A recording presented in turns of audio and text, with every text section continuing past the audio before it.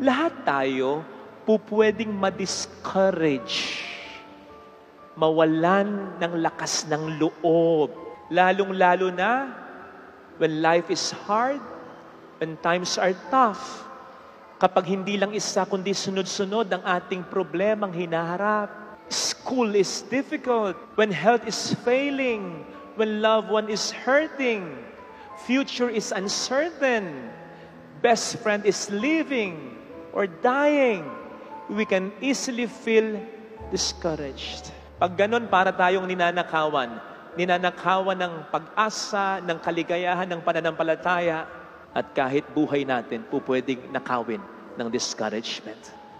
Kasi kapag inalagaan natin, hinayaan natin ang discouragement sa buhay natin, nako, papasok na rin ang mga pinsang buo niyang bitterness, sorrow, doubt, self-pity, ingratitude, stress. Kaya beware of discouragement.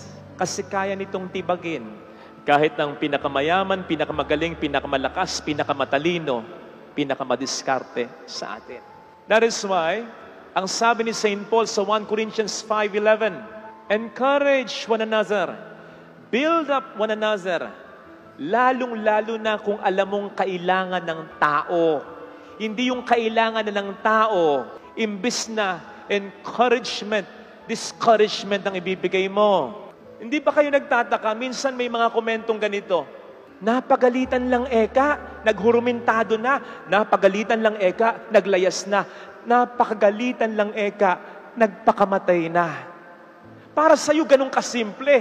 Pero para sa nagpakamatay, ang dami ko nang pinagdaraanan, dinagdagan mo pa. Set. Kumbaga sa baterya ng cellphone, 5% na lang. Imbis na i-charge mo, dinrain mo pang lalo yung tao. So always be an encourager sa kahit sinong nakakasalamuhan natin. Bukas magtatrabaho ka na naman. Bukas mag-aaral ka na naman. Bukas, you get to mingle with other people. Hindi mo alam ang pinagdaraanan yan. Be kind. Be kind. Kasi hindi mo alam, baka pabigay na yan. Ikaw pa ang dahilan para bumigay ng lalo yan. You don't know what battle each person is facing. Unfortunately, ang ibig sabihin din ito, we just cannot rely always on people for encouragement. Bakit? Kasi each of us has his or her own battle in life. Minsan talagang ganon. Gusto mong i-encourage kita, hindi kita ma-encourage. Bakit? May pinagdaraanan din ako eh. Huwag mong isiping wala akong pakialam sa'yo. May pakialam ako, kaya lang hindi ko na rin kaya. Hindi lang ikaw ang dapat alalayan ng asawa mo. Pati mga anak mo, inaalalayan niya. In the same way, hindi lang ikaw ang dapat tingnan ng mga magulang mo. May ibang tinitingnan yan, may negosyo, may trabaho yan. Hindi lang ikaw ang dapat suportahan ng anak mo. May pamilya na yan eh. May sariling buhay yan. Hindi lang ikaw ang dapat tulungan ng kaibigan mo. May mga tinutulungan, may mga ibang pinakikinggan yan, at sila mismo may pinagdaraanan.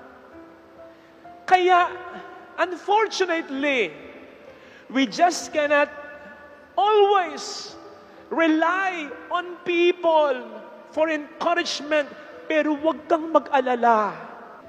Ano ang sabi ng Panginoon? Malimot man ng ina ang anak niya, hindi kita kalilimutan. Anong sinasabi dito ng Panginoon sa atin? Makalimot man, magkulang man, yung pinaka-aasahan mong tao na magbigay ng encouragement sa'yo. Ano ang sabi niya? Kung napapagod ka, hindi naman sinabi ng Panginoon, pumunta ka sa asawa mo, pumunta ka sa kapatid mo. Napapagod ka, pumunta ka sa akin.